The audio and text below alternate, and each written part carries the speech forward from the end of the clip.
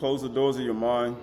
Close the gates of your mind from all carnal will, all carnal thought, all emotions, all desires, all fears, all laziness, all doubt, all mumbling, all grumbling, all complaining, all anger, all resentment, all bitterness, all strife, all rivalries, all anger and fits of anger, all wrath, all adultery and fornication, all thoughts and the seeds of Satan and Satan, that one has saw with the images of their Aynu that cause grievous thoughts to your mind, and all things that one has spoken out their mouth, whether audibly through your vibration that came out of your mouth or within yourself, that was not pleasing in the sight of Yahuwah. And bring your mind to center in your balance, in your body, through your 12 cranial nerves, through your 12 mountain centers, within your hands and your feet that control your body, through your belly button, through your center where your belly, where your child is literally lodged at. For today is the day of Qahalath. Today is the day of the Shabath, that we may cease from our labors and our works that we use in our faculties within ourselves, that we may properly shafat or mishpat within ourselves, and we may understand the sentences of Yahuwah and the understanding of who we are as his people. But he's not written in your Torah, is it not written in your Torah that I said you are Elohim? And if he called you Elohim, whom the word of Yahuwah was given to, then the scripture cannot be changed. Nothing can be changed. For he said, I am Yahuwah, I change not. Even as it was in the beginning when he made man in his image and likeness, Adam, he said, I change not. When he created the earth in 6 days and rested the seventh, he said, I change not. And even the things that he established on the first day of creation, he said, let there be order. He says, I change not. So we look in ourselves and we say, all the things that man refuses to change, Yahuwah says, I change not. I continually remain the same. So this yom we acknowledge the one who sits in the highest Shamayim above all Elohims and all the gods of the 13 and all the ones who try to rise themselves above him. The one who sits on his sapphire throne, his superior throne, that one who sits with his Ben and his Yahushua Mashiach, his son, at his right hand, the prince, the Nasi, the Nagid, the Sar, the one prince, the one shepherd, the one who do good. He can do good to you and he can do evil if you do evil. But even if you do evil to him, guess what? He's going to say, I forgive you. But when he comes back here, when he will says, Bo Yatsa Yahushua Mashiach, it's going to be your life in an eternal life in fire. And the very fire that you rejected, the bar that you rejected, will be evil to you. Even though it's not evil to those who obey, it's evil to you because you don't. So we look at ourselves and look at him who sits in the highest Shamayim on the throne and who gives life and understanding to all creatures and all beings and all insectoids and all remes and birds and animals and creatures. The one who they all praise him in the morning. If you rise early enough in the morning, you will see all the insects facing towards Yahuwah himself. If you rise early in the morning, you will hear the birds giving their sound and praise. You will see it for yourself. You will see it. But at the same time, we look at Yahuwah Elohim. So as we move forward in kindness, we move forward in ahab, love, joy, peace, patience, meekness, temperance, faithfulness, gentleness, self-control. Right? Because you need self-control in the sight of Yahuwah. You need self-control within yourself. But it's better to hear the rebuke of the wise, kakam, hakmah, than to hear the song of a fool, right? Right, so this is the book of Romans. We're going to start here. Romans chapter 8 and verse 18. Romans 8 and 18. Romans 8 and 18. For considering that the sufferings of this present time are not worth comparing to the kabod that is to be revealed in us. So you think about all the things you've been through in your life from birth to present. You think about the things that you had to endure until this time right now, and all the sufferings and things you had to go through, whether it was mistakes or things you just did not do, but yet you still had to go and suffer through things that you never had thought you had to suffer through, even if you were falsely accused, slandered, gossip. People said things about you that were not true, or you just got tricked by a dog, and you literally got tricked by a shadim, and then now you have to suffer for it. All these are a part of your suffering. It's a part of the birthing process. He said, just like Adam and Kuah, it's a bone, guess what? It's a part of it.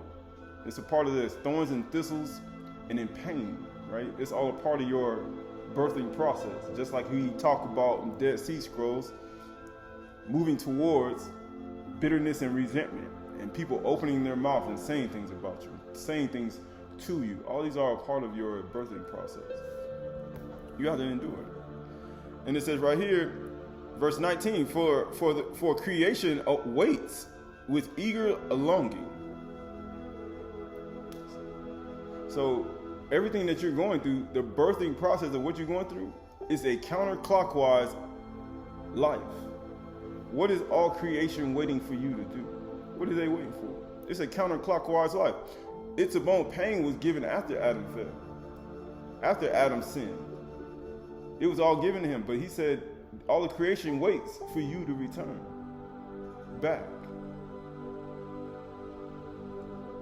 It says, waits in eager longing for the revealing of the sons of Elohim. That's what they're waiting for.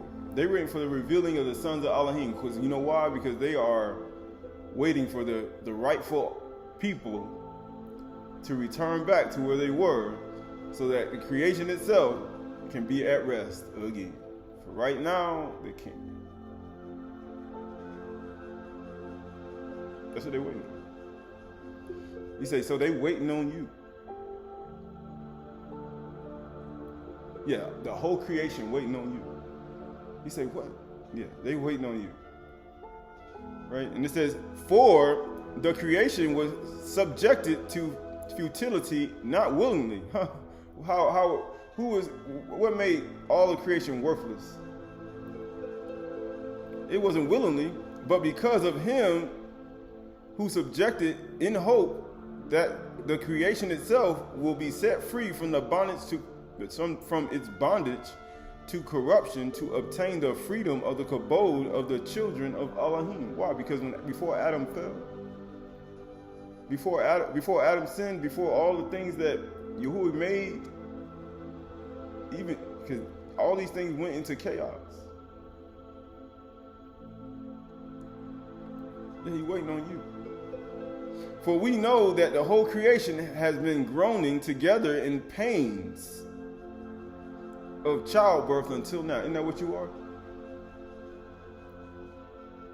That's what you're in. We're all in that same pain. We're in that pain of giving birth. All of creation is in that same type of state, because they want to be changed as well into that manifestation that was here before you. That was here before you. And now, not only creation, but we ourselves who have the first fruits of the Ruach, grown inwardly, grown outwardly, grown inwardly, as we wait eagerly for the adoption as sons, the redemption of our bodies. What are we waiting for? We're waiting for the child to be born. But it has to be pain first in order for it to be born. You have to go through things in order for these things to be born, right? This Bereshit, Genesis, Aramaic Targums. Aramaic Targum, Genesis, Bereshit chapter 1, verse 13. Bereshit, Aramaic Targums, Jonathan, Bereshit chapter 1, verse 13. And there was evening and there was morning the third day. And Elohim said, let there be lights in the firmament. He says, of the Shamayim to separate or bedal the day from the night, or Yom Layla. And let them be for Aoth or signs, festival times, as Muads, and for the counting of the reckoning of days, and for sanctifying the beginning of months, right? And the beginning of years, right? The beginning of months. And we just passed we're in the fourth day of the fourth month. We just passed the first day, we just passed the summer solstice. And we just passed the day of remembrance. Why? Because every single day, every single time, you got after every 30 days, we got 90 days, and you got that extra day. Guess what? You have that what? Day of remembrance. To do what? As you transition to the longest night. But it says right here, let there be a light, and it says right here, it says 25, the intercalations of months and the intercalations of years, the solstices, the new moons, the new months, and the cycles of the sun. That's what we just passed. He said, but all the creation groaning in travail and waiting for the manifestation, waiting for the sons of Elohim. They're waiting for you. And all the creation in birth. You know, as waiting to be born. And guess what? And let them serve as lights in the firmament of Shamayim to give light upon the Arats. And it was so. And Elohim made 2 great lights, Gadol Ma'or. And they were equal in kabod for 21 hours less 672 parts of an hour. After that, the ark spoke with slender tongue against the sun, and it was made smaller. He say it shrunk. Not in size, but in light. Because the sun is 7 times brighter than the moon. But you know what happens when you start saying things and you start slender, even though it's part of the birthing process, then you say your light get diminished. But guess what it says? And it says, and Elohim arranged them in their course. Actually, go smaller. It says, and he appointed the sun, which was the greater light to rule over the day, and the yard was the lesser light to rule over the night, and the stars. He ruled over the stars too. The yard, you know, the woman who rules over children. And guess what? And Elohim arranged them in their course in the firmament of the Shamayim, 354 days and 364 days. In the firmament of Shamayim to give light upon the Arats, and to minister in the day and in the night. Why? Because Yahushua said, I must work the work while it's day. It's just like Psalms 19. He says what? That the sun is like a bridegroom leaving his chamber. But the yard rules by night. And to minister in the day and in the night, and to separate light of the day from the darkness of the night. And Elohim saw that it was good. There was evening and morning, the 4th day, right? So look at all these things. And amazing is the 4th human, the 4th month. But at the same time, looking at all this, and you look at the 4th letter of the alphabet, Daleth, gateway, door, entranceway, passageway. But all of creation groans and travails, right? They're all waiting for the manifestations of the sons of Elohim, right? So this is going to verse 27. And Elohim, verse 27 in Aramaic Targums, it says, Elohim created Adam in his own likeness. And in the image of Elohim, he created him with 246 members, with 665 nerves, and he formed a skin over him and filled it with flesh and blood, male and female in appearance, and he created them. And Elohim baraked them. And Elohim said, increase and multiply and fill the earth with sons and daughters and become powerful. Right? All that's a part of it. But why do we say that? Going back to Romans chapter 8. Romans chapter 8, and verse 24, verse 23. And not only the creation, but we ourselves, we have the first fruits of the Ruach inwardly. Because when the Ruach was given, we go to the first day of creation. Ruach Marakaf al-Panim. Remember, without it, nothing else gets created. How you going to get to the 6th day? How all these things going to get outside and accomplished without you? Because they want to be born. But he said, until the first fruits of the Ruach, they don't, until they become into the beings that they need to be. The 2nd day, 3rd day, 4th day, 5th day, 6th day, they can't be born. Then the earth won't be at rest until you get everything back. It's interesting. But it said right here, the redemption of our bodies, for in hope we are saved. Huh? And now hope that is seen is not hope. For who hopes for what he sees? So if I'm hoping for something, you can't see this. You don't know what you're gonna be. But it says, but if we hope for what we do not see, we wait for it with patience. Like you're hoping for something that you don't see, so you wait for it with patience. Just like a farmer plants a seed, and you're waiting. Just like a woman gets pregnant with a child and gets with a seed, and you have to wait 9 months before it's born. Or you say something to somebody and you did something wrong to somebody, and then you have to wait to see when it will all get resolved. And you have to wait patiently for it. All this is all part of patience, which, one of the fruits of the Ruach. Because you're supposed to have the first fruit of the Ruach, which is his kindness, as we spoke about before. But at the same time, likewise, the Ruach helps us in our weaknesses. What was your weaknesses? In your weaknesses. So if you ain't got no weaknesses, you ain't never gonna need any help. You be like, I don't need no help, because you feel like you ain't got no weaknesses, and you ain't got no weaknesses. You ain't got nothing that you're vulnerable to. So therefore, you don't need the Ruach. What you need it for? He said that's one of the reasons why people don't have the Ruach. They'd be like, why ain't you got the Ruach? Because you don't need it. That's the reason. It says, for we do not know what to pray for as we ought. He said, I know what to pray for. But the Ruach himself intercedes for us with groanings too deep for words. He said, I know what to pray for. You guess you don't need it. Guess what happens? And he who searches hearts knows what is the mind of the Ruach, because the Ruach intercedes for the Kadashim according to the will of Elohim. That's why when you're in a humble state, you know how you don't come before Yahuwah with all that food in your stomach. You come in a humble state, and guess what? The Ruach, you know what happens to you? The Ruach will just start praying things you ain't even think you were gonna pray. You be praying stuff, and you be, next thing you know, it be interceding for you, and you don't even know it. You don't even know it. He said, I have my prayer scripted. You know how people say they got to script it out. They be writing down. They be like, I got my prayer scripted. He said, but you don't got the Ruach. He said, the Ruach is there to help you.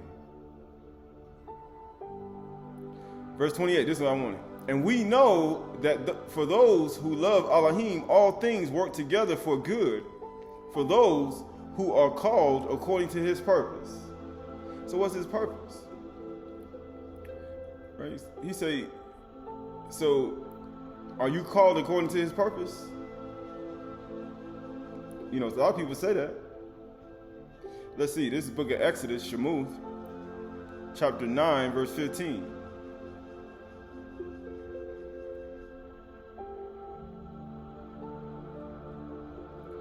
Book of Exodus, Shamuth 9:15. For by now I could have put out my hands and struck you and your people with pestilence, and you would be cut off from the earth. But for this purpose I have raised you up, to show you my power, so that my name may be proclaimed in all the earth.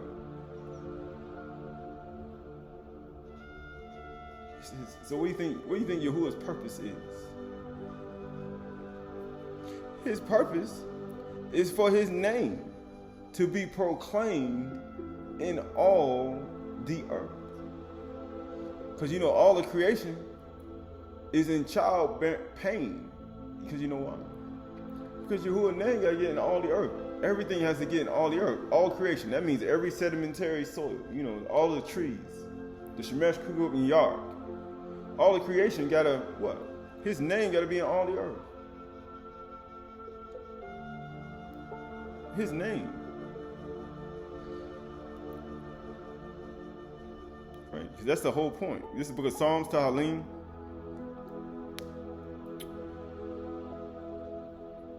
This is Psalms, Tahalim 138, Tahalim. Tahalim, Psalms 138 and 6. For though Yahuwah is high, he regards the lowly. We talked about associating with the lowly. He said the kind ones concede, the ahaba, right? We talk about love. But why is love important? And it says, for though Yahuwah is high, he regards the lowly, but the haughty he knows from afar. He said, I can see you from afar. How he gonna see a haughty person from a long way away? Because they have a look. They have a walk. They pretend.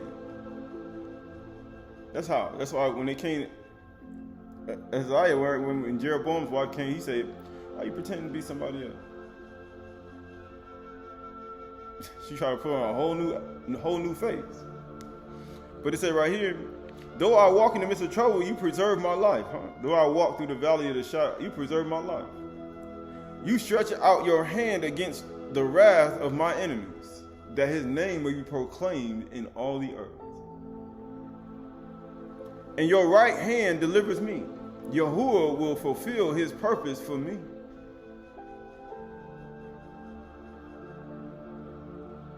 Your steadfast love, O Yahuwah, endures forever. So he has steadfast love. Do not forsake the work of your hands.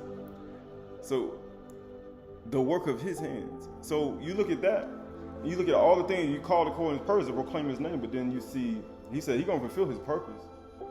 And the only reason he'll have you in a certain state, it'll look like everything's going all over the place, but it's only because he wants to proclaim his name through all the earth. And by doing things around you or to you, then you will see he's going to bring me to his purpose. It's all working for my good. Or you mean his purpose. Because he has a purpose in the earth. And his purpose is to proclaim his name throughout the whole earth, right? So we're going to get out of that, right? So this is the book of Psalms, Tehillim. Let's go to the book of Proverbs. The book of Proverbs, chapter 17. Proverbs chapter 17 and verse 8. Proverbs 17 and 8. Proverbs 17 and 8.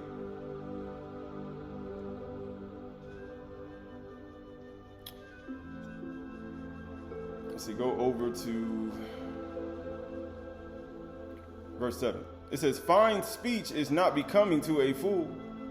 Still less is false speech to a prince. Right? Why we say that? A bribe is like a magic stone in the eyes of the one who gives it. He said it's just like a bribe. It's like a magic stone. What does this magic stone do? Because people have these stones they charge up. He says it's like a magic stone. And you know what happens? It says stone in the eyes of the one who gives it. Wherever he turns, he prospers, right? It's just like a magic stone. That's what a bribe is. Whoever covers an offense seeks love. Whoever covers an offense seeks love, but he who repeats a matter separates close friends. Right, so that book of Proverbs 17 and 9, Proverbs 17 and 9, that word for love, Proverbs 17 and 9, Proverbs 17 and 9, that word for love is ahaba. Is ahaba.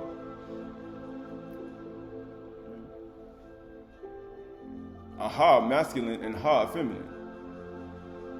Because his love is greater than ahava. That's why we just read in the Aramaic Targum, it said that the yarak, which is like the woman, spoke slanderous tongue against the son, which is like the man, and guess what?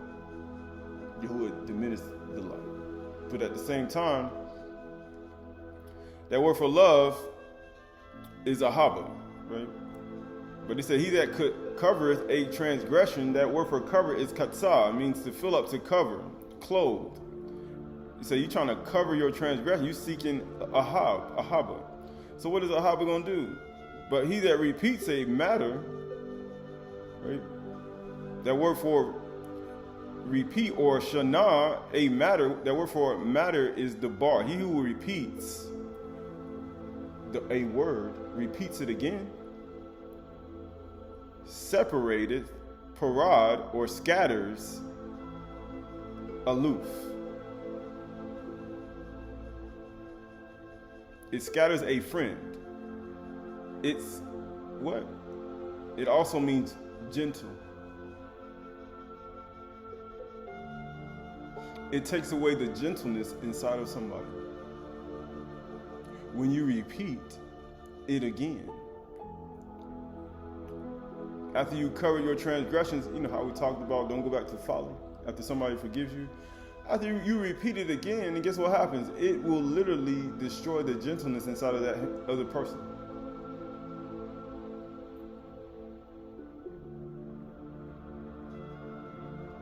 But it says, going back to verse 10, it says, we're going back to verse 9. Whosoever covers an offense seeks love, but he who repeats a matter separates close friends.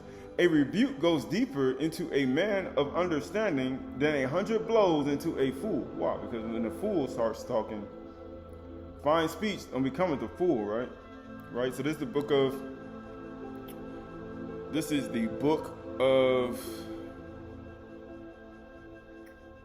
of Proverbs chapter 27, verse 1. Mostly Proverbs 27 and 1. It says, do not boast about tomorrow, for you do not know what a day may bring. So you don't know. Then how people be boasting. It's not a worse that any man should boast. He said, you boasting about what you're going to do tomorrow? You don't know what a day may bring. He says, cast your bread upon the waters in the book of Qahalath, Ecclesiastes. You don't know what disaster is going to come on the earth. And it says right here, let another praise you and not your own mouth. Yeah, that's why you don't boast. He said, don't boast. He said, let somebody else do that. A stranger and not your own lips. People that don't even know you. Because, you got to be, a stranger. Somebody that barely know you. They just a stranger. Now you're supposed to strangers that come among you, you're not supposed to mistreat them. He said, let the strangers do it. Let's see what they got to say about you. Because whatsoever they inherit, whatever tribe, he said that's where they're gonna get their inheritance. He said, let me hear what the strangers got to say about you. It says, a stone is heavy and sand is weighty, but a fool's provocation is heavier than both. He said a fool's provocation is heavier than them both. And he said his words. But it says, wrath is cruel. What turns away wrath? Grievous words stir up wrath. Wrath is cruel and anger is overwhelming. What turns away anger? A soft answer. A soft answer turns away anger. And what turns away wrath? Grievous words stirs up wrath. Lying stirs up wrath. And it says anger is overwhelming. But who can stand before jealousy? Who can do that? It says right here, better is open rebuke than hidden love. That's what we're talking about. A fool's mouth. But it also talking about rebuke of the wise. But he said better is open rebuke than hidden love, because he that's trying to cover offense, they will seek love. They're going to seek after tukah, right? That word for rebuke, Proverbs 27 and 5. Proverbs 27 and 5, that word for Proverbs 27 and 5, right? That word for rebuke is tukah, chastisement, correction. He said if you're trying to cover offense, because when you have transgression, you seek rebuke, and then after you get your rebuke, you know what happens? You don't go back to it. Matter of fact, and then you know how the rebuke that people give? He said, if you repeat a matter again, then don't expect the rebuke to be as gentle as it was the first time.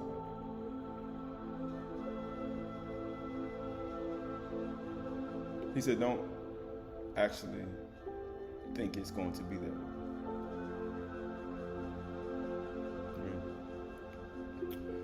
But it says right here, open rebuke is better than secret love. Faithful are the wounds of a friend. What do you mean faithful? He said, faithful are the wounds of a friend. What's a friend? We talk about marpay, we talk about gentle. We talk about kasid, kindness. We talk about a friend. We talk about ahaba. We talk about Aynu, humble, meek, and lowly, a friend. We say faithful are the wounds of a friend. You know, the lowly person.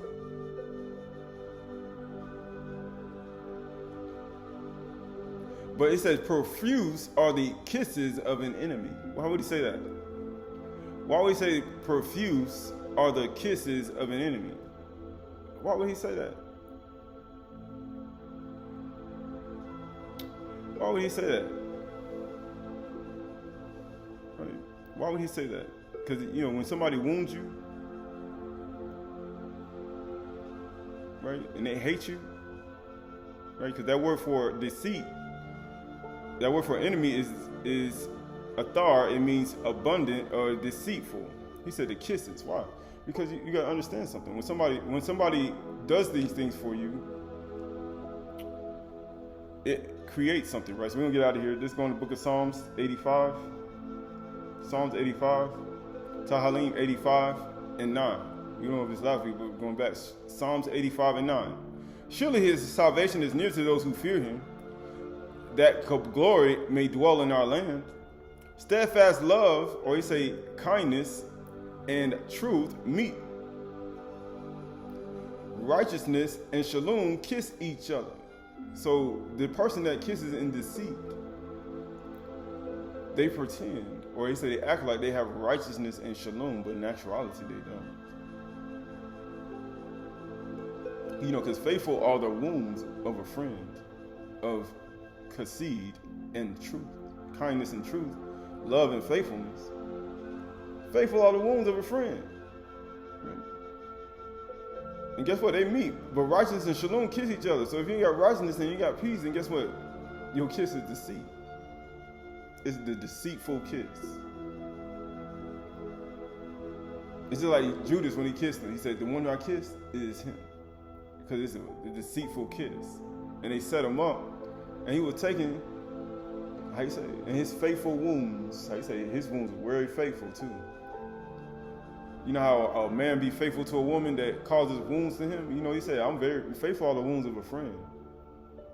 He said, they won't consider that person a friend. He said, yeah, that person's a friend, because he said, faithful are the wounds of a friend. He said, a kindness and truth. It's faithful friend. But that's all a part of it, right? So this is the book of Proverbs, chapter 27. Proverbs chapter 27, 15. Proverbs chapter 27, 15. Proverbs 27, 15. Going back. Proverbs 27 and 13. Proverbs 27, 13. Actually, go to verse 14. Whosoever baraks, 27:14. Whosoever blesses his neighbor with a loud voice, rising early in the morning, will be counted as cursing. Right? He said, baraking him as a loud voice. You ever been in a place like you ever seen the military? They be in the military, be inside of there, and they wake you up. Oh, get out of bed, right? And they tell you, get out, let's run. We're running 5 miles, right? 10 miles, 3 miles, right? 55 push-ups, 100 push-ups, right? He said, man, that'll be like, he said, man, like cursing. He's like, this has got to be a curse, right? Because you know, in the morning sacrifice, what are you supposed to do?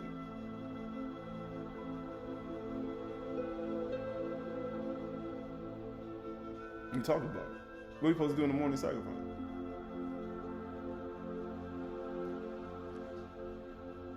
But he said, rising early morning will count as a cursing. A continual dripping on a rainy day is a quarrelsome wife or alike. Why would he say that? He says, a continual dripping of a rainy day. To restrain her is to restrain the wind. He said that to restrain her is like restraining the wind. He said, you ain't no way you're going to do that. He says, or to grasp oil in one's right hand. You ever try to grab oil in your right hand? You say that thing, it keep coming out, and you try to grab it, and it's like, man, this oil, this thing ain't even staying in my hand no more. That's what happens when all these things start coming in your life. And he said, ain't no way you're going to hold on to it. He says, there's no way. Right? That's the only way you're going to hold on to it. But what do we want right here? This is verse 17. Iron sharpens iron, right? They talk about iron sharpens iron, right? Proverbs 27:17.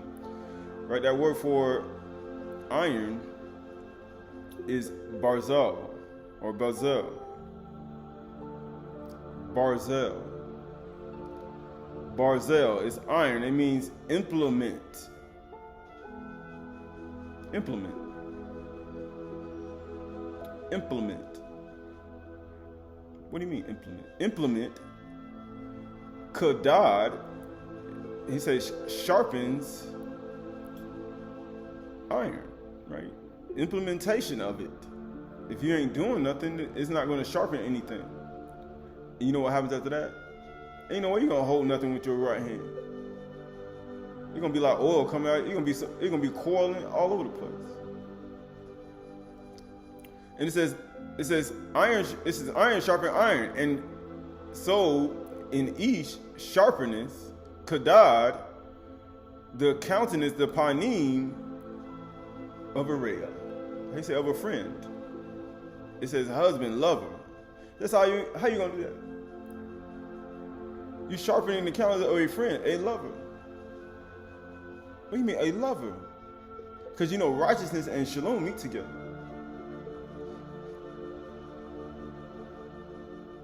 Actually, kindness and truth meet together. Iron sharpen iron. And righteousness and peace kiss each other.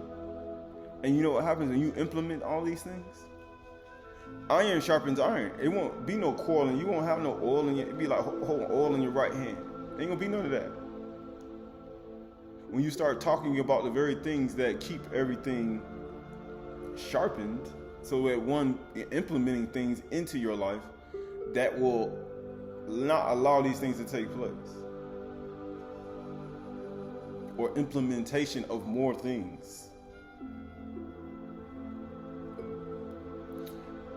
But this is the whole point of this. This is the whole reason for all this. This is Proverbs 25 and 7. Proverbs 25 and 7. Proverbs 25 and 7. Proverbs 25 and 7. For it is better to be told, come up here, than to be put lower in the presence of a noble. He said it'd be better for somebody to tell you just come up here, come up here, than be put down in the presence of a noble, a person of a higher state. It says right here, what your eyes have seen, do not hastily bring into court. You know how people are ready to bring stuff into judgment as soon as they see something. As soon as they see something, they're ready to go to court. You know the sad part about it? That's what people do. You say, man, I'm ready to go to court. Let's do this thing. For what will you do in the end when your neighbor puts you to shame? What you gonna do then? He said your neighbor gonna put you to shame. Because you know what happens? When you start hurting, you see one thing, you want to bring him to court. You know what happens? What are you gonna do when your neighbor puts you to shame? You're gonna put you to shame in the middle of that courtroom. He said, why do you want to be put to shame? Why not work these things out before? Because righteousness and peace is supposed to meet together. Kindness and truth are supposed to meet together. Righteousness and peace are supposed to kiss each other, supposed to come in contact with each other. So why don't you just reconcile and make it right before the court? You say, ahaba. Open rebuke is better than secret love, right? And then you say, why? Tukah, but you got to do it a certain way. Why? Because it's a part of this whole thing. Marpe, because a gentle tongue is a tree of life. Because you're supposed to guard the way of the tree of life.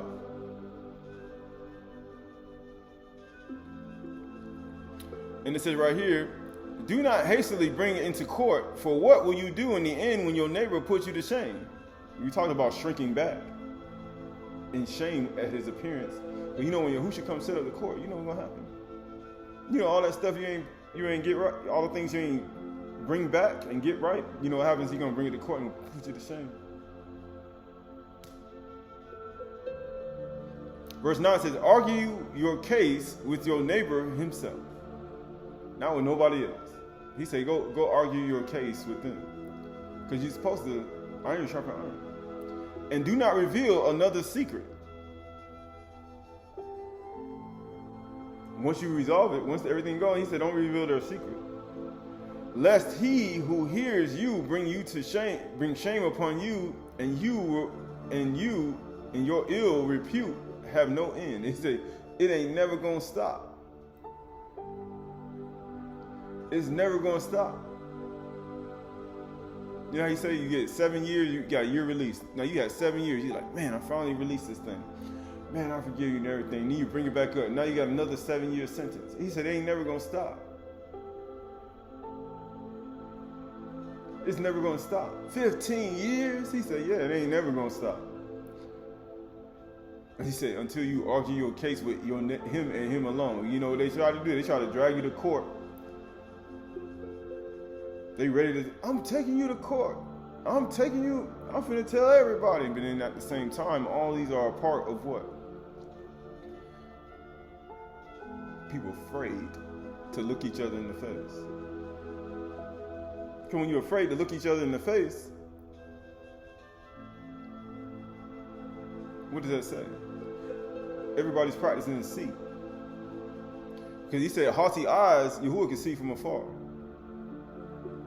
He said, I can see it from afar. I already know you haughty. Why do you think he came in the garden and he saw Adam?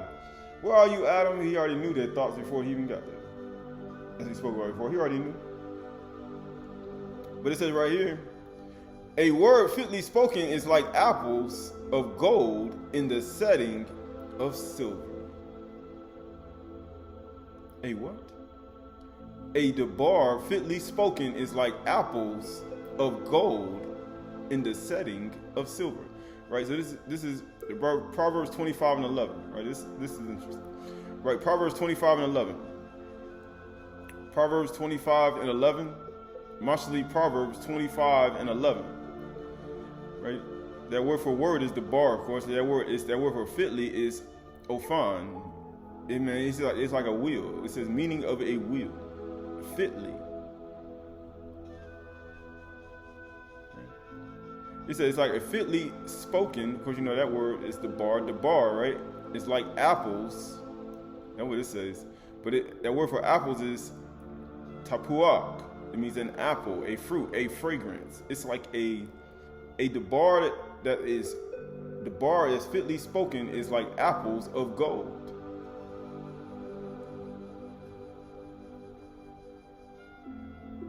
It's like a clear sky. It's like zahab, right? But it also is a wise reprover, a kakam yakak convict. He says a reprover on an obedient ear, right? Right. So we go back and it says, argue your case with your neighbor himself, and do not reveal another secret, lest he who hears you bring shame upon you, and your repute have no end. A word, a debar, fitly spoken, or debar, is like apples of gold in the setting of silver, like a gold ring on an ornament of gold, a wise reprover to a listening ear. Why? Because you're trying to avoid things. You're trying to avoid certain things. And by doing this, you're going to avoid other things. He said you're going to avoid it. Why? Because he said a wise reprover, right? And people say, why he said that, right? There's a reason why, right? This book of Proverbs, actually, let's go to the book of Proverbs Sirach 27. Sirach 27 and 13. Sirach 27 and 13. Sirach 27 and 13. Sirach 27 and 13.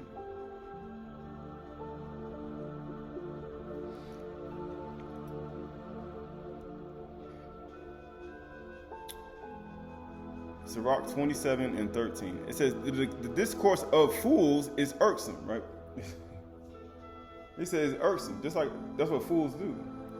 And their sport is the wantonness of sin. Because you know what happens? They're quick to bring you to court. They want to take you to court.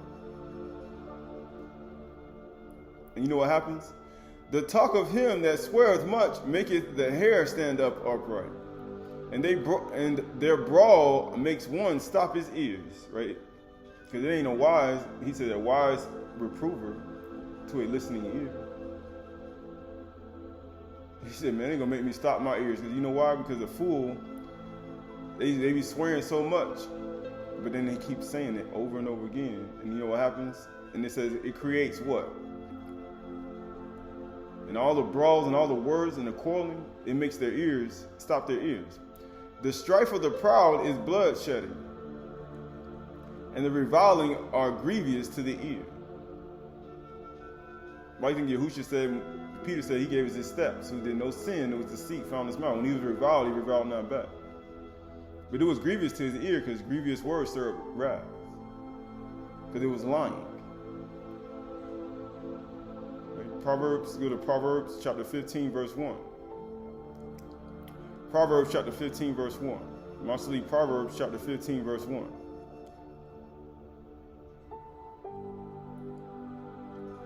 Sorry. A soft answer turns away wrath, right? Because a gentle tongue.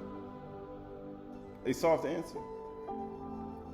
He said, argue your case with your neighbor and him and your neighbor alone. And guess what? When he tells you the case, you give a soft answer back.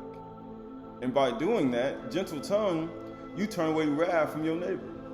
And then what happens to that? But harsh words stirs up anger. But if you come at him and he say something you did, and then or argue your case, and then you say something harsh, guess what happens? It's gonna stir up anger.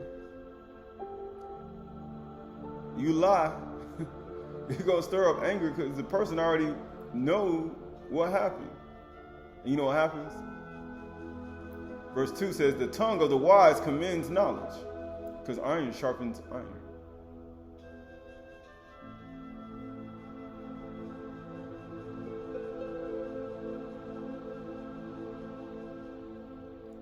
If you have a wise reprover to a listening ear, who's wise as well. Two wise people ain't gonna do this. He said ain't gonna have none of these exchanges like that. And guess what? The tongue of the wise commends knowledge, but the mouths of fools pours out folly.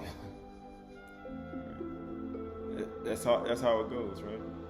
Right, so going back to the book of Sirach 27:13. Sirach chapter 27:13. Sirach 27:13. The discourse of fools is irksome, and their sport is the wantonness of sin. That's all they want. They pouring out folly. They want to commit sin. They want to keep going. You know how to say it? What's the thing called? They want to keep going. They said they want it to have no end. They love it. It gives them a rush. It's like unessential words for your life. But guess what happens? The talk of him that sweareth much maketh the hair stand upright, and their brawls make one stop their ears. The strife of the proud is bloodshedding, and the reviling are grievous to the ear. Whoso discovers secrets loses his credit, and shall never find a friend to his mind. You say you ain't got no gentle tongue, and you discover my secrets. He said you lose your credit. You quick to take it to court. And shall never find a friend to his mind. He said you ain't never gonna find one. Because you know what's gonna happen? Your gentle tongue, you ain't got no gentle tongue. You ain't kind. So therefore, that person gonna automatically say, he said, man, you ain't never gonna have a friend. You know what happens? Love thy friend and be faithful unto him. But if thou betrayest his secrets, follow no more after him. He said, if you betray his secrets, people come. He said, I'm vulnerable. You know how they say that? This is what people say. You're vulnerable. He said, you became vulnerable to people, and you revealed things to people, and you were vulnerable. So therefore, you show people who you are and the things you're dealing with, and the things you have, and everything like that. And you were vulnerable to these individual people, and then they take your secrets, and then you know what they do with it? they use it because they love you in that state of mind, because it gives them some type of rush in their mind. But it says, for a man as a man destroy his enemy, so hast thou lost the love of thy neighbor. He said, you lost it. Why would he say that? He said, you lost the love of your neighbor. There's a reason why. As one letteth a bird out of his hand, so hast thou let thy neighbor go, and thou shalt never get him again. He said, you're not going to catch me again in that little trap that you set to try to keep one in that state of mind, knowing that it was all just to never, for it can never have an end. It's like a quarrelsome Isha or man or woman in a house, and it never has an end. It's a trap. He said they don't ever have an end. It's the same thing with friends. It's the same thing with people you meet as you walk by the way, you lie down, you rise up. It's all the same. For as a man destroys his enemy, so hast thou lost the love of thy neighbor. Verse 19, as one that letteth a bird go out of his hand, so hast thou let thy neighbor go, and thou shalt not get him again. That's what he talked about, the oil in his hand. He's like, man, it's like an oil in your right hand. Yeah, man, it's like trying to grab the wind. He said, you know, where in the world you're going to be able to hold that person? He's like, man, I'm gone. Follow after him no more, for he is too far off. He is like a roe escaped out of the snare. Because that's all it is, a trap. For as a wound, it may be bound up. Faith are the wounds of a friend. Because you know you get wounds and things. They can be bound up. Faith are the wounds of a friend. It may be bound up. And in reviling, there may be reconcilement. If somebody revile, and you don't revile back, that means you're giving a soft answer back. Somebody revile at you and you don't revile back, that's a soft answer. And your hope is to turn away wrath from that person that's reviling to you.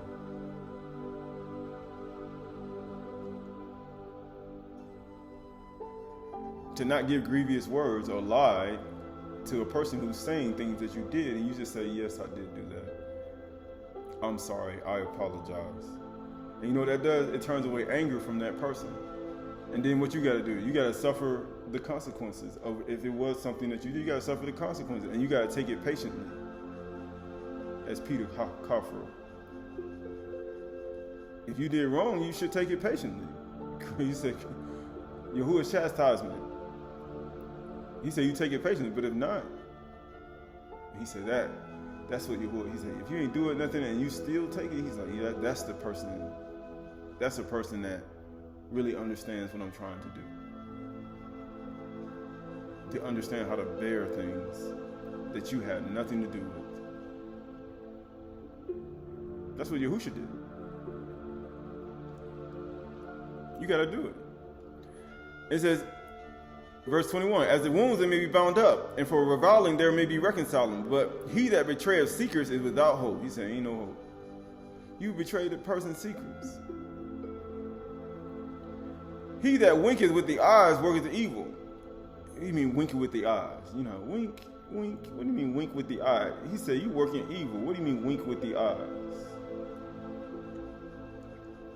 And he that knoweth him will depart from him. Right? He's winking with the eyes. Who are these people? He said, he gonna leave. He said, man, you winking with the eyes, you pretending. And he said, your kisses are deceitful.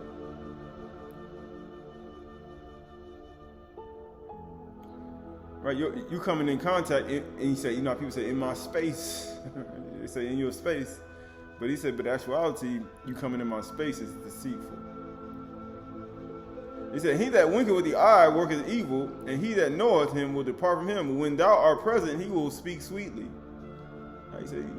Smooth speech. And will admire thy words. He will admire everything you do.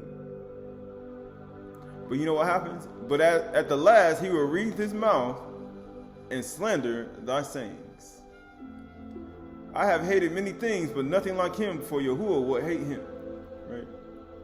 But it says, whoso casteth a stone on high casteth it on his own head. There's a reason for all this.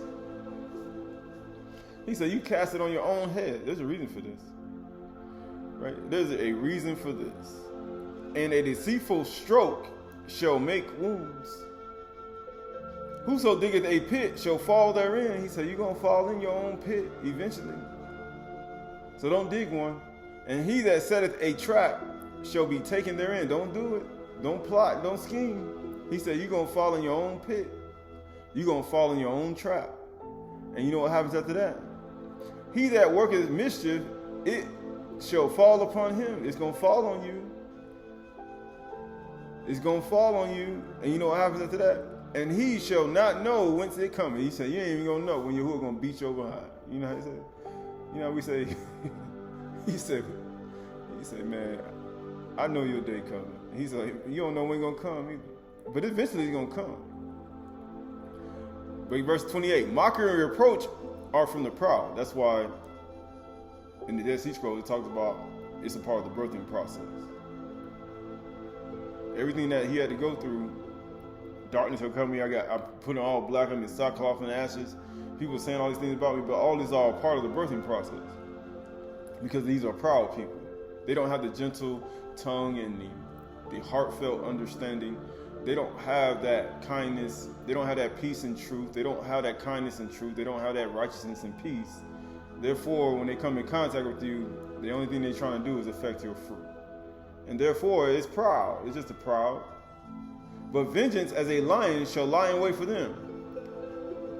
They that rejoice at the fall of the righteous shall be taken in the snare. Because the fool want to keep doing it over and over again. But the righteous is like, hey, okay, let's finish this. But the fool ain't gonna call you though. Like the fool ain't gonna take the first step. It's gonna be you. It's always gonna be you. Because Yahusha came to fools. When Yahuwah came from the highest Shamayim and wrapped himself in flesh inside of a human body, and his name was Yahusha, he came amongst a bunch of fools who didn't even acknowledge that he made all things. He came to his own people, and they didn't receive him not. And they laid snares and plots and schemes. He had to come to them to try to reconcile with them. Because they weren't going to reconcile with him. Because he wanted to make everything back the way it was, and he ended up getting killed for it.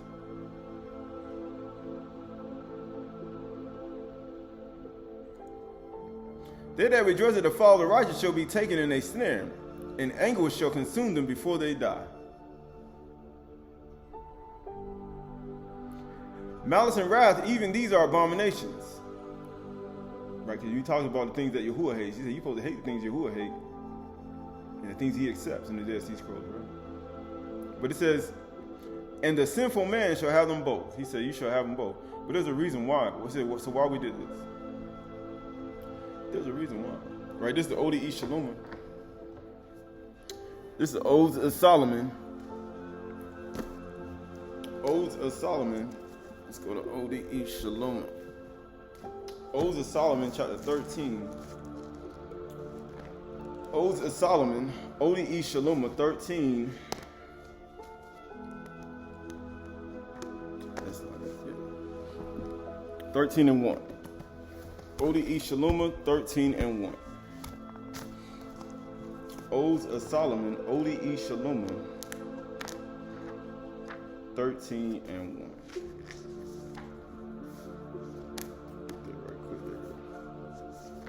Pseudepigrapha, volume 2.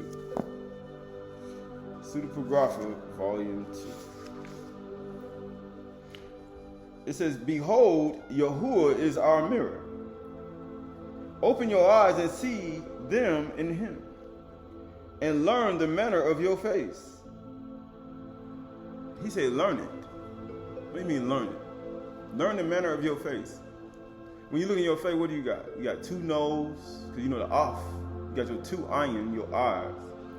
You got your eyes, you got your mouth. Right? You got your ears, you got your hair, you see your hair outline.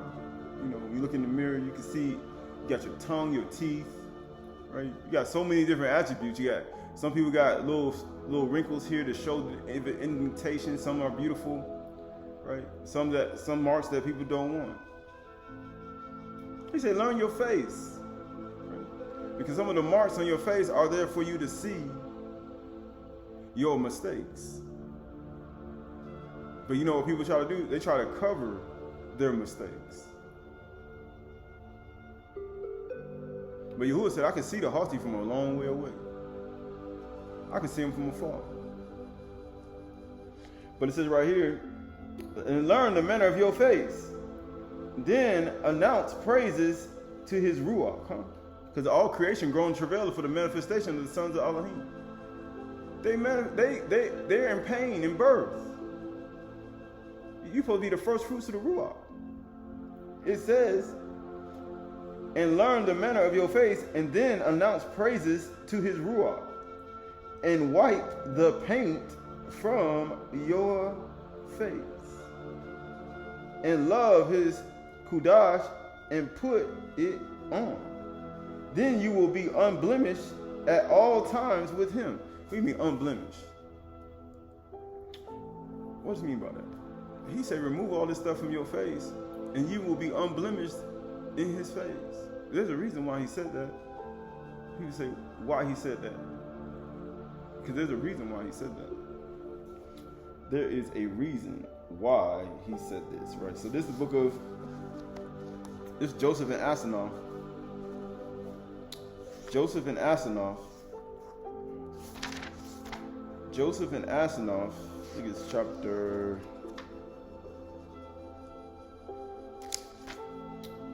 Joseph and Asenath.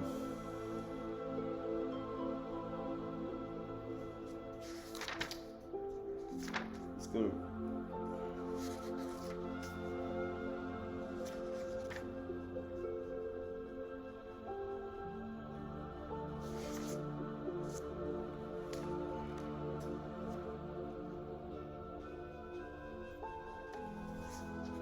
Joseph and Asenath, chapter 11. Joseph and Asenath, chapter 11, and verse 1. Pseudepigrapha, volume 2. And on the 8th day, behold, it was dawn, and the birds were already singing, and the dogs barking, passing through. And Asenath lifted up her head just a little from the floor of the ashes on which she was lying, because she was exceedingly tired and could not control her limbs because of want for food for 7 days. And guess what? And she arose on her knees and put her hands on the floor and lifted herself up a little from the floor, and she was still bowing her head. Why? Because her ashes are now, she now black to the ground. She in sackcloth and ashes. She put on all black. She in sackcloth and ashes. She black to the ground. Matter of fact, she did some things before this. And her hair of her head was stretched out in strands and low with ashes. And Asenath clasped her hands, fingers against finger, and shook her head to and fro, and struck her breast continuously with her hands, and lay her head on her lap and in her face, and was flooded with her tears. And she sighed with great sighing, and put her hairs from her head, and sprinkled ashes on her head. And Asenath tired and became discouraged, and her strength was gone. Why was her strength gone? Because all that's a part of something, right? That was all a part of something. Going to chapter 8. Going to chapter 8. Chapter 8 and verse 8. It says, when Asenath heard these words of Yusuf, she was cut to the heart. What she get? Going to verse 6. Going to verse 8 and 5. Actually going to 8 and... Going to 8 and 4. And Petreus said to his daughter Asenath, go up and kiss your brother. Who are you supposed to kiss your brother? He said, go up and kiss him. If you know righteousness and peace kiss each other. But what happened? And Asenath went up to kiss Yusuf, and Yusuf stretched out his hand and put it on her chest between her two breasts, and her breasts were ready, standing upright like handsome apples. He said, wise words are like, he said, it's like apples. But it's just like apples.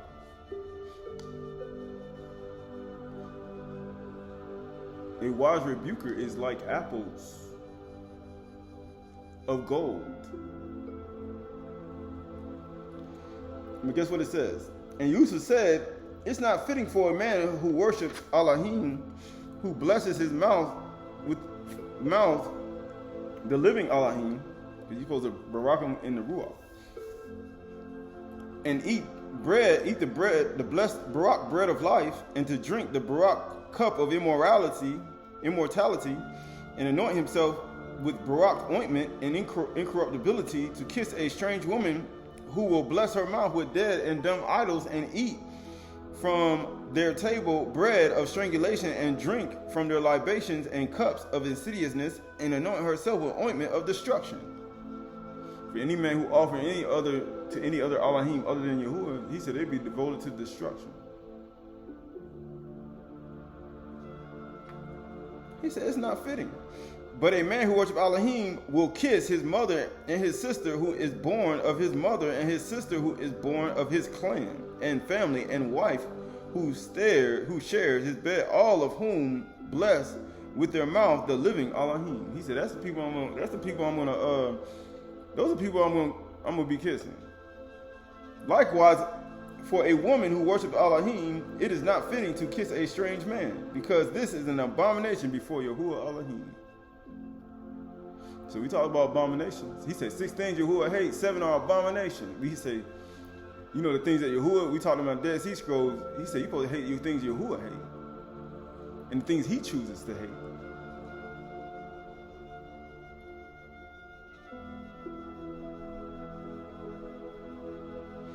You know what happens after that? And when Asenath heard these words of Yusuf, she was cut to the heart strongly, and was distressed exceedingly, and sighed, and she kept gazing at Yusuf with her eyes open. Now he's saying, I see a haughty look.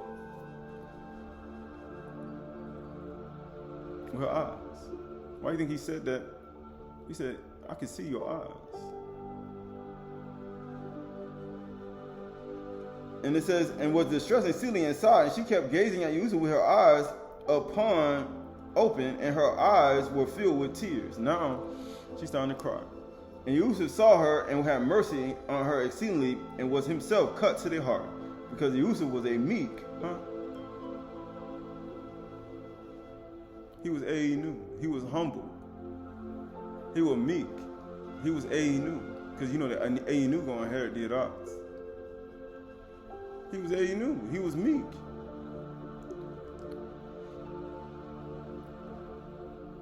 And merciful, and fearing Elohim. And he lifted up his right hand and put it upon her head, and said, Yahuwah, the father of Yasharal, the Most High, the powerful one of Yaakov, who gave life to all things, and called them from darkness to light, and from the error of truth, and from death to life.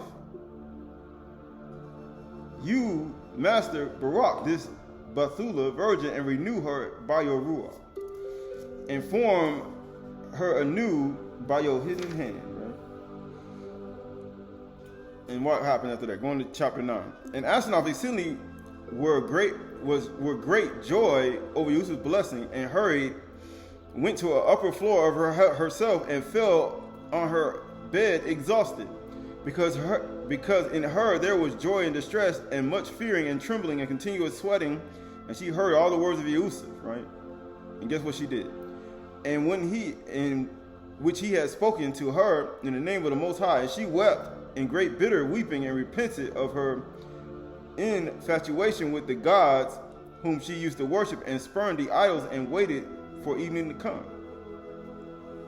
And what she do? Going to chapter 10 and verse 1. And Asenath was left alone with 7 virgins. She continued to be weighed down and weep to the sunset. 10 verse 1. And she ate no bread and drank no water, and the night fell, and the people of the house slept, and she alone awake, continued to brood and weep. And she struck her breast, and kept being filled with great trembling, right? And all this took place. But what happened after that?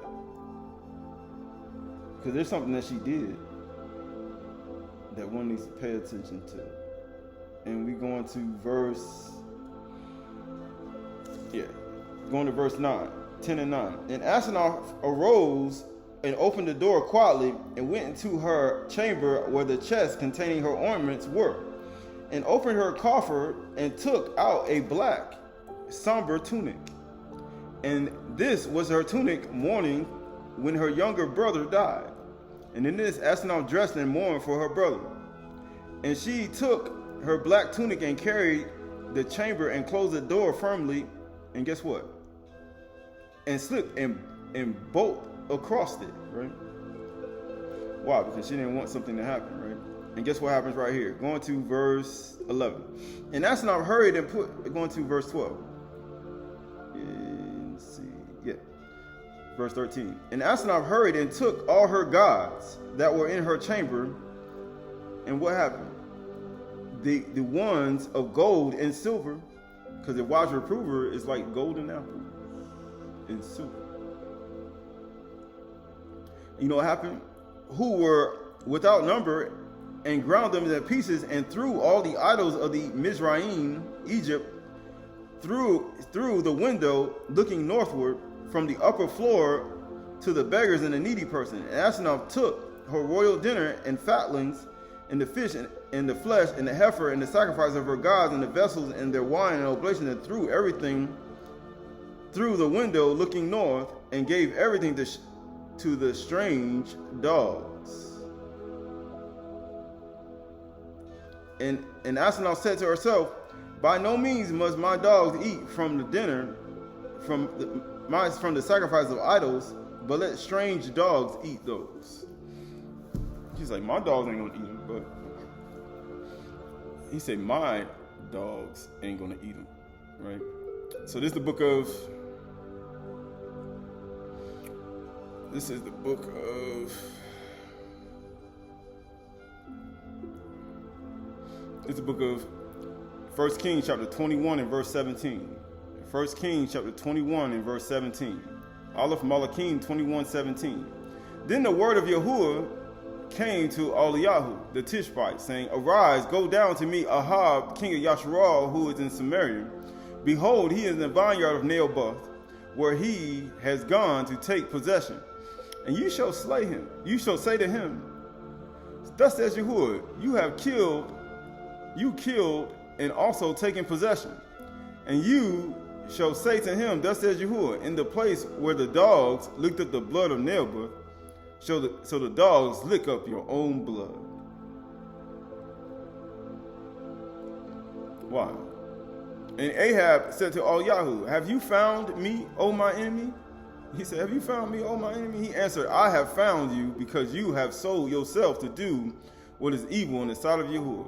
He said, you killed an innocent man for his land that was next to your house. You killed an innocent man and he took his land out. He was right next to your house.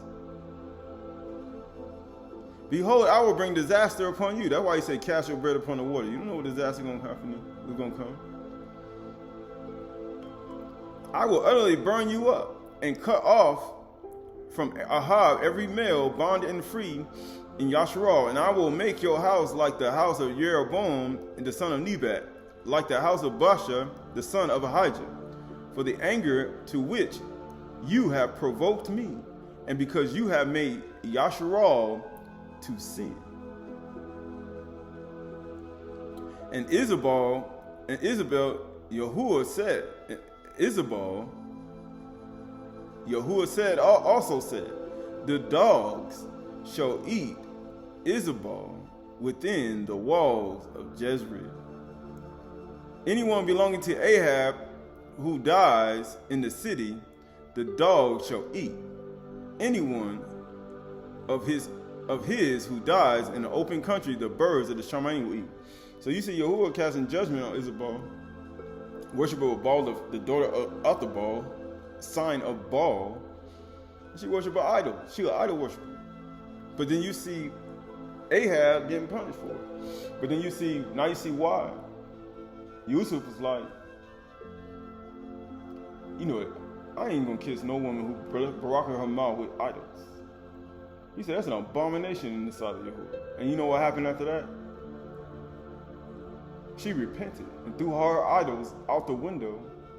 Matter of fact, all the idols out the window, and he said, let the dogs eat it. Not my dogs, but let the other dogs eat it. But all that's a part of something, right? It's all a part of something. It's all a part of something, right? Right, so this is the book of... This is the book of 2 Kings chapter 9 and verse 1. 2 Kings chapter 9 and verse 1. It says, then Yasha called one of the sons of the Nabi'im and said to him, tie up your garments and take this flask of oil in your hand to Ramoth Gilead, and when you arrive, look there for Yahu, the son of Jehoshaphat, the son of Nimshi, and go in and have him rise from among his fellows and lead him to an inner chamber. Then take the flask of oil and pour it on his head. It says, thus says Yahuwah, I anoint you, Malaka Yasharal. Then open the door and flee and do not linger. Why do you think that woman came in the alabaster box and anointed Yahusha? The king of Yasharal and the king of Yehuda. But for that purpose, he said, this woman has done a great thing for me. But everybody else didn't think so, not even knowing what was taking place. So the young man, the servant of the Nabi, went to Ramoth Gilead and he came to the commanders on the army were in council, and he said, I have a word for you. You know how people say, I got a word. O commander. And Yahoo said, to which of us all? To which of us all? And he said, to you, O commander. So he arose and went into the house, and the young man poured oil on his head, saying to him, thus says Yahuwah, Elohim Yasharal, I anoint you king of Yasharal, I anoint you king over the people of Yahuwah, over Yasharal. And you shall strike down the house of Ahab, your master. You shall strike down Ahab, your master.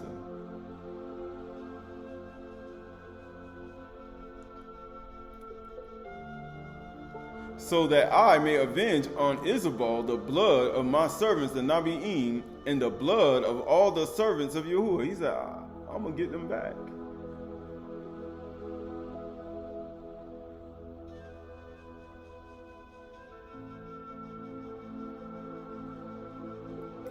He said, I'm going to get them back. Verse 8, for the whole house of Ahab shall perish, and I will cut off from Ahab every male, bond and free in Yasharal, and I will make the house of Ahab like the house of Jeroboam, the son of Nebat. And why is this important? Why is this important? Right? But that's what they said. Right? Going to verse 27. Actually, 2 Kings chapter 9, verse 27. 2 Kings chapter 9, verse 27. And when Ahaziah, the king of Yehuda, saw this, he fled in direction of Bethlehem. And Yahu pursued him and said, shoot him also. And they shot him in the chariot and in the ascent of Gur, which is by Ibleam. And he fled to Megiddo and died there. And his servants carried him in the chariot of Jerusalem and buried him in his tomb with his father in the city of Dawid. And in the 11th year of Joram, the son of Ahab, Ahaziah began to reign over Yehuda. And when Yahu came to Jezreel, Isabel heard of it. You know, the idol worshiper. And she painted her eyes and adorned her head to look out the window. She did what? She painted her face. She painted her eyes and adorned her head and looked out the window. She looked out the window. You know, that's what Asenath did, but Asenath wasn't in the same state, though. Asenath wasn't in that same state. Asenath wasn't in a repentant state. She painted her eyes and looked out the window. And what she do when she looked out the window? You know what Asenath did? But she did something, too. And Yahu entered the gate, and she said, it is peace. Is it peace, you Zimri, murderer of your master? And he lifted up his face to the window and said, to where? To the window, because she was adorned he said, he looked to the face of the window, and get what he said? And said, who is on my side? And who, it says, who? Then 3 eunuchs looked out at him. He said 3 eunuchs looked out at him. And what did they do? And he said, throw her down. You know what Asenath did to them idols? The things that she was offering to other gods and idols, when Yusuf rebuked her and said, I will never kiss a woman who is not of my people. I will never do it. He said, that's an abomination. You worship idols with your lips. And he said, throw her down. He said, throw her down. You know, the one who painted her eyelids. You know, you wink with the eye. You know how he talks about? We just talked about winking with the eye. And he lifted up his face to the window and said, who is on my side? Who? 2 of the 3 eunuchs looked out at him, and he said, throw her down. So they threw her down, and some of her blood splattered on the wall on the horses, and they trampled on her. And then he went in and ate and drank. And he said, see now to this cursed woman and bury her, for she is the king's daughter. But when they went to bury her, they found no more of her than the skull and the feet and the palms of her hands. When they came back and told him, he said, this is the word of Yahuwah which he spoke by Yashu the Tishbite in the territory of Jezreel. The dogs shall eat the flesh of Isabel. You saw what Asenath did. She threw it all out the window. She said, let none of my dogs eat it. Let the other dogs eat it. Then the sacrifices and things that he did, he threw her out the window.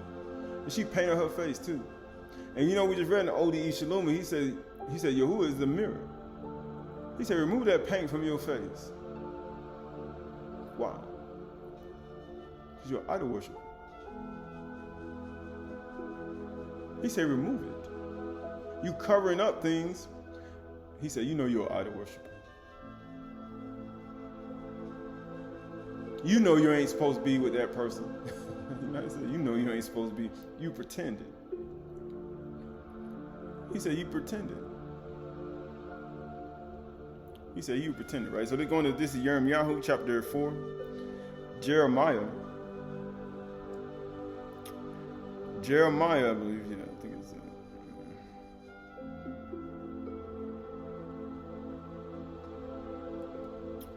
let's go to Jeremiah chapter 4 and verse 1. Actually, let's go to Jeremiah 4 and 23. Jeremiah 4 and 23. I looked on the earth, and behold, it was without form and void, and Shamaim, and they had no light. That's why all creation waited for the manifestation of the sons of Elohim.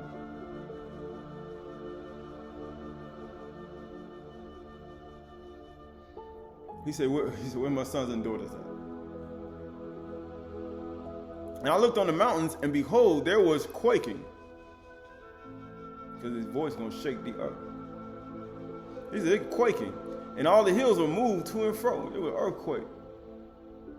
What do you think going to happen? And I looked, and behold, there was no man, and all the birds of the air had fled. He's like, man, ain't nobody around. Everybody hid themselves in dens and caves. Everybody hiding, trying to cover up. You know what happens? And I looked, and behold, the fruitful land was a desert, and all the cities were laid in ruins before Yahuwah, before his fierce anger. He said, everything is destroyed. For thus says Yahuwah, the whole land Aydahchay shall be desolation, yet I will not make a full end. He said, I ain't gonna do it, because you know Yahuwah ain't like us. He said, I ain't gonna do it, I ain't get rid of everything. Verse 28, for this earth shall mourn, and the Shamaim above be dark. For I have spoken, I have purposed. He said, all things work together for the good of them who called according to his purpose. His purpose is to proclaim his name through all the earth, to all the idol worshippers and all the people who forsook him. Why do you think he told them to remove that paint from your face? He got a purpose. I have not relented, nor will I turn back. He's not going to stop. He said, nah, he ain't gonna stop. He ain't gonna stop. At the noise of the horsemen, the archers in every city takes flight. They enter thickets, they climb among rocks, and the cities are forsaken, and no man dwell in them.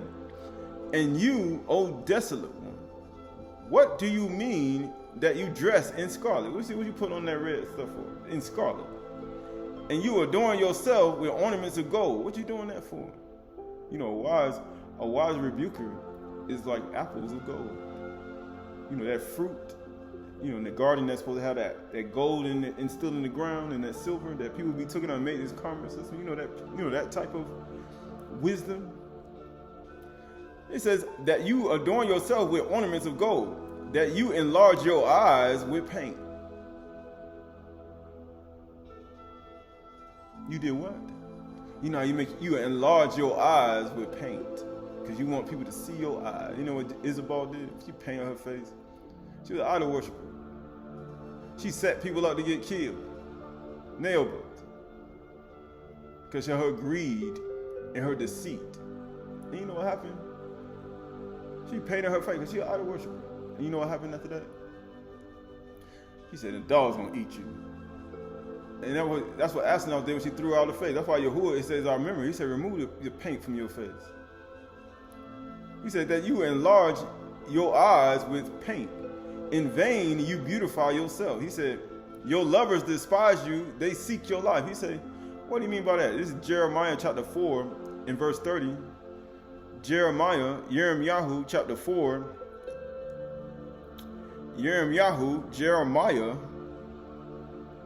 Jeremiah chapter 4 and verse 30. That word for paint.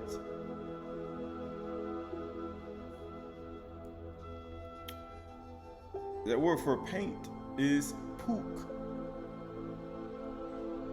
Pook. He said you put pook on your face. That word for pook, that word for paint is pook. Fair colors, glistening paint, glistening for the eyes. He said you put pook on your face. He said he called it pook. He said in vain you make yourself fair. But here we go. And it says, thou enlargest your eyes with paint, with pook. In vain you beautify yourself. Your lovers despise you. They seek your life. For I heard a cry of a woman in labor. All the creation groans and travails in childbearing and labor right now for the manifestations of the sons and daughters of Elohim. They are literally in pain, because when he made Adam and Kuh in his image and likeness, he ain't make her with no paint on her face, no pook.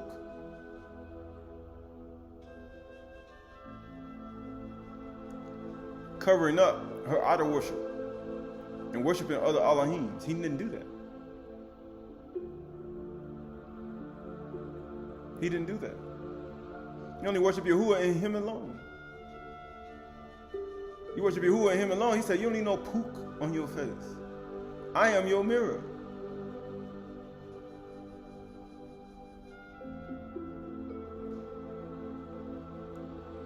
And get what it says. For I heard the cry of a woman in labor and anguish as one giving birth to her first child. What do you think that is on the inside of you? Why do you think he said the first day of creation? He said, let there be light. And evening, morning, the first day. What do you think is on the inside of you? It's your first child. Until a child is born, until a son is given. Behold, a virgin shall be with child. A Bethula. It's her first child. It'll be healing to your shore and refreshment to your bones, your cord. Do not lean to your own understanding in Proverbs chapter 3. In all your ways acknowledge him, and he will make straight your paths. It'll be healing to your shore and refreshment to your bones. Why do you think Yahuwah says that to you? He said it's to everybody. It says, the cry of the daughter of Saon gasping for breath. Why? Because she's in labor. He said, why are you putting that pook on your face now? And get what it says. It says, and the cry of the daughter of Saul, gasping for breath, stretching out her hands, woe is me, I am fainting before murderers. I am fainting before murderers.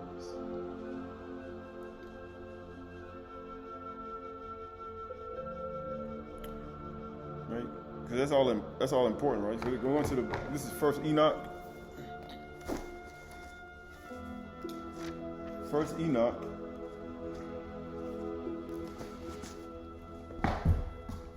First Enoch.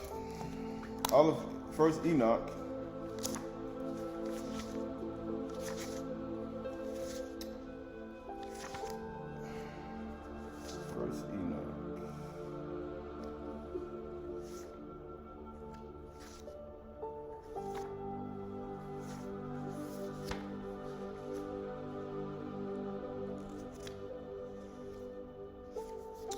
First Enoch chapter 6 and verse 1. It says, in those days, this First Enoch pseudepigrapha, volume 1, 6 and 1. And in those days when the children of Adam had multiplied, it happened that there were born unto them handsome and beautiful daughters. And the Malachim, the children of Shamaim, saw them and desired them, and they said to one another, come, let us choose wives for ourselves among the daughters of man, and beget children. And Timyaz, being their leader,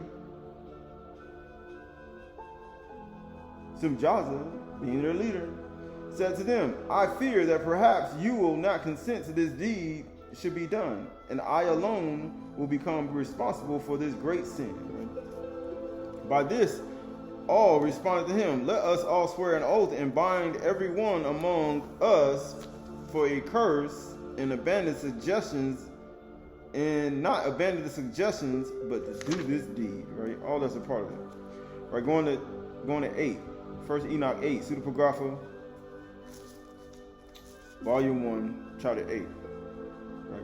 Shemjaza the leader, let's see. Azazel taught the people art of making swords and shields and breastplates, and he showed to their chosen ones bracelets, decorations, shadowing of the eyes with antimony.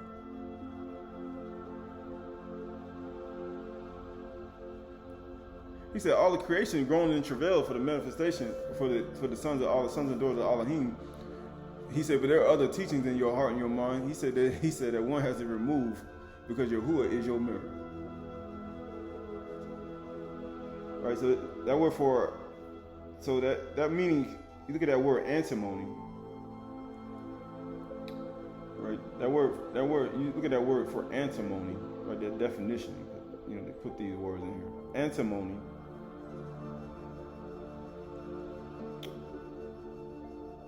So the meaning of antimony is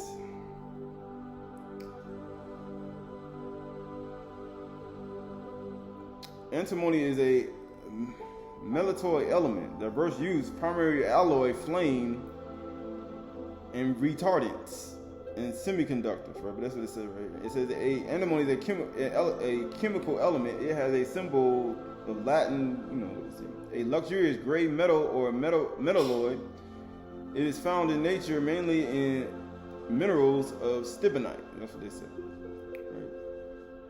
It's a metal alloy, right? But it's something that you put that it says, well, he's talking about alimony, but it says right here, what is antimony? It says, why is antimony harmful for a human? Acute short-term exposure to antimony by inhalation in humans result in effects on the skin and eyes.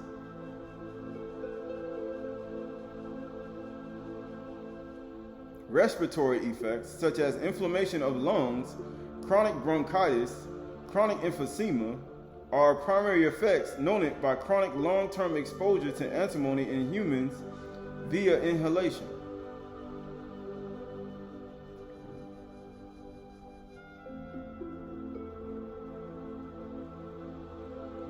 But that's that word for antimony, right?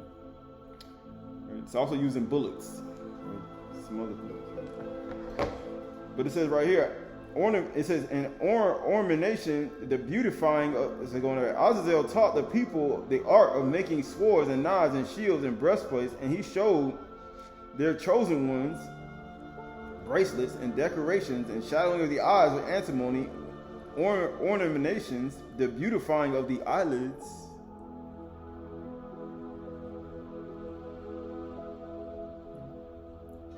Winking with the eye. We just talked about in Sirach 27. He said, he that discovers secrets, he said they be winking with the eye, right? Be acting like they ain't no, he said that you ain't no fool. But it says, all kinds of precious stones and all coloring tinctures of alchemy. And there were many wicked ones, and they committed adultery and error. That's why he said all your lovers despise you. He said, what'd you do after all that? Even though the earth shaking and quaking and everything that you see in the world, there were wars and rumors of wars, there's earthquakes in diverse places. There's so many things going on the earth, asteroids and things falling, right? You got all many things. You got things exalting themselves even more and more, and you becoming poorer and poorer. But you say, you know what you do? He said, you keep doing that paint thing, the eyelids that Azazel taught a long time ago, and many other things that he did. And guess what? And committed adultery and error, and all their conduct became corrupt.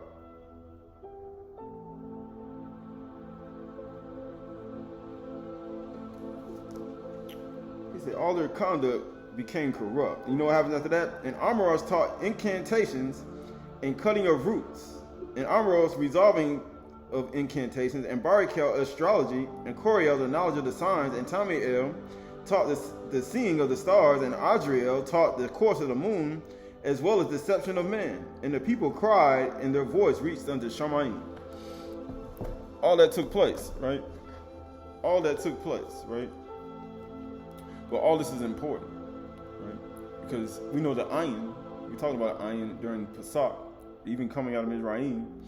We talked about the Aynu, and he said you gotta see it, right? But at the same time, you gotta understand deception, right? Right, going to the book of Psalms. I should go to Proverbs.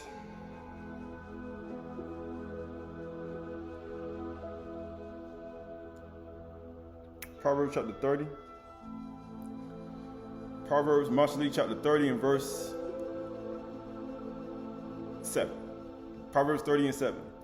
Two things I ask you, deny them not before I die. Remove from me falsehood and lying, because you know the grievous words stir up anger. But also, give me neither poverty nor riches. Feed me with food that's needful for me, lest I be full and deny you. Why? Because they be trying to make you eat more than what you need. Just like they denied Yahushua when he was crucified 3 times, over and over and over again.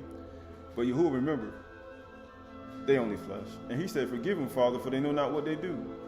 He said, as rain and snow come down from Shamayim, so that the bar be that goes out of my mouth. It shall not return to me void, but it shall accomplish what I sent it to do.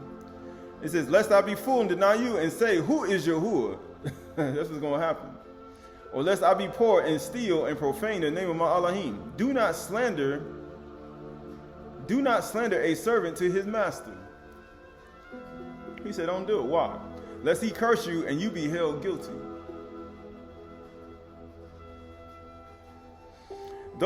He said, there are those who curse their fathers and do not bless their Barak their mothers. Right? That's the 10 Commandments. But it says, they are those who are clean in their own eyes. How you say? You ain't looking in the mirror right. Because your eyelids are all decked with all of the things of Azazel. And he said, all your conduct has now become corrupt. And you know what happened? He says, but are not washed from their filth. He said, wash that paint from your face. He said, wash that paint from your face. And you know what else he said? There are those, how lofty are their eyes. He said, man, their eyelids, right? How high are their eyelids lifted? You see how big their eyes are? He said, man, look at that. There are those whose teeth are swords and whose fangs are knives. All their conduct became corrupt.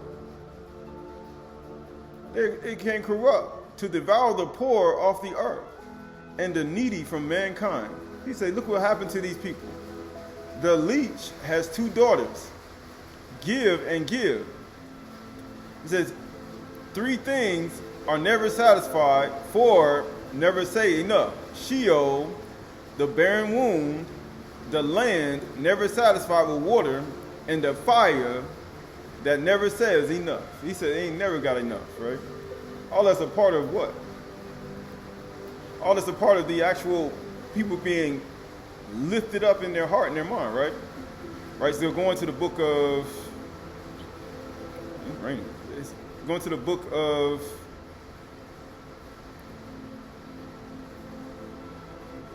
Proverbs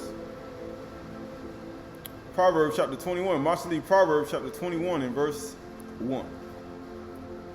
Marshally Proverbs chapter 21 and verse 1. It says, the king's heart is a stream of water in the hands of Yahuwah. He turns it wherever he will. Every way of man is right in his own eyes.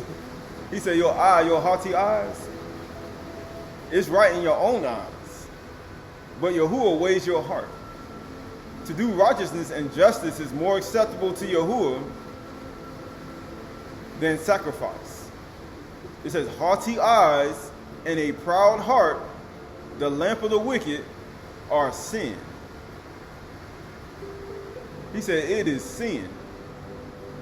He said it's all sin.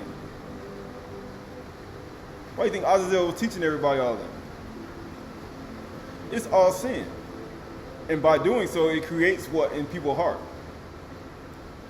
It makes all their conduct corrupt. And then they take on other practices. And you see it today. They take on other practices and other teachings. And by taking on those teachings, they now can become even more corrupt. More and more and more.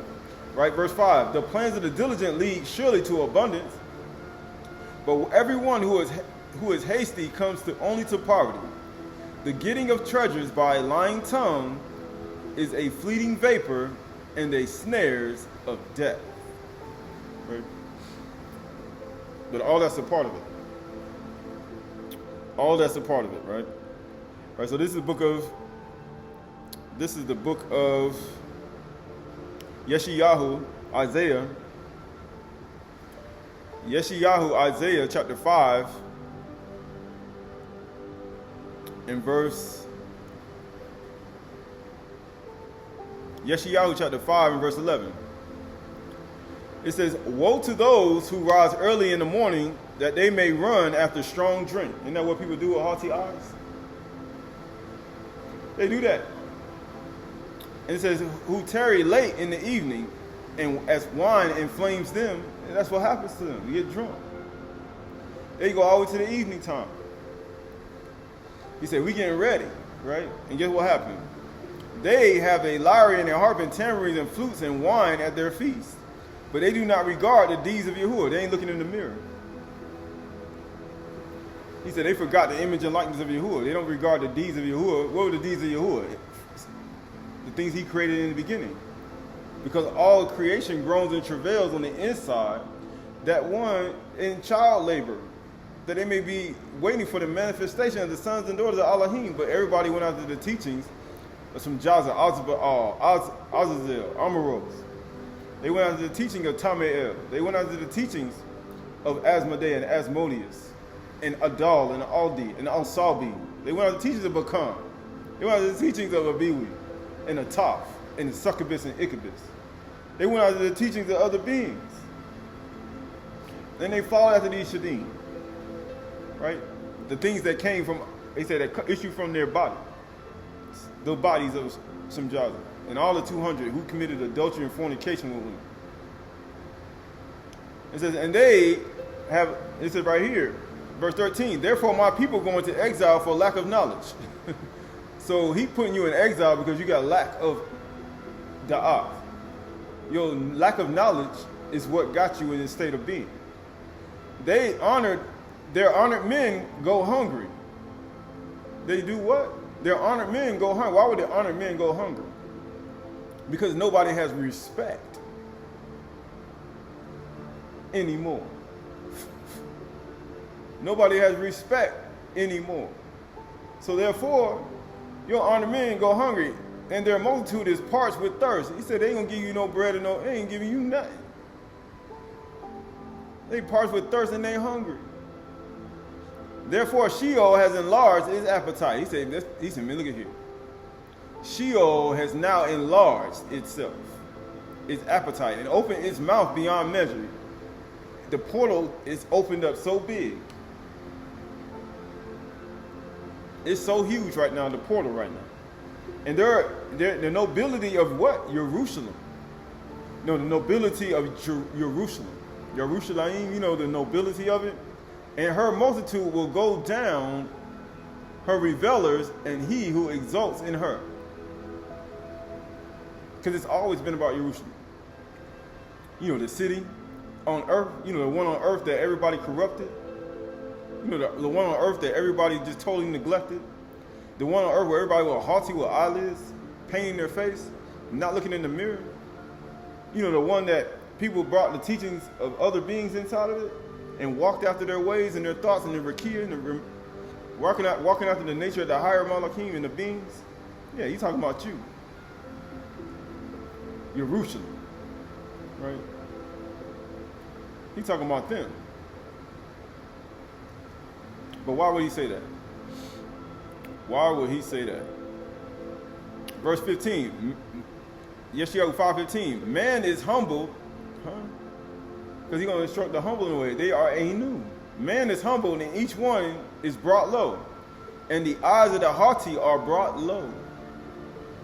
Why do you think Asenath went and repented? For all her idols, and she threw them out the window. And the dogs ate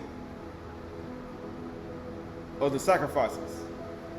Why do you think when Yahoo called to the woman, he said, who on my side? He threw him out the window. What happened? She got consumed. But all that's a part of it. But Yahuwah of hosts is exalted in justice. Now you see why he said this is all part of his purpose. That his name may be proclaimed in all the earth. Because he can be exalted again now. Because being that you're exalted, Jerusalem was so exalted, and the people inside of it, Yasharal and Yehuda, he said, I got to bring you low now, so that I can be exalted again. My judgment. And the Kudash Elohim shows himself Kudash in righteousness. That's the only way it's going to happen. I have to bring you low and take you down in order for my name to be proclaimed in all the earth. Then shall the lamb graze as in their pasture, because all of creation groan and travails for the manifestation of the sons of Elohim. Then shall the lamb graze as in their pasture, and the nomads shall eat among the ruins of the rich. Why? Woe to those who draw iniquity with cords of falsehood, who draw sin as the cart ropes, who say, let him be quick, and let him speed his work, that we may see it. Let the counsel of the Kudash one of Yasharal draw near, and let it come that we may know it. Woe to those, what happened? Woe to those who call evil good and good evil, who put darkness for light and light for darkness, who put sweet for bitter and bitter for sweet. This is verse 21. This is what I want. Woe to those who are wise in their own eyes. He said them lifted up eyes, them painted eyes. He said you could be a female. Yeah, you can look at a female with paint on their face, but then you look at a man, he said, you wise in your own eyes. So therefore, you like a haughty woman with eyelashes on, with eyelids, and now you haughty in your own eyes.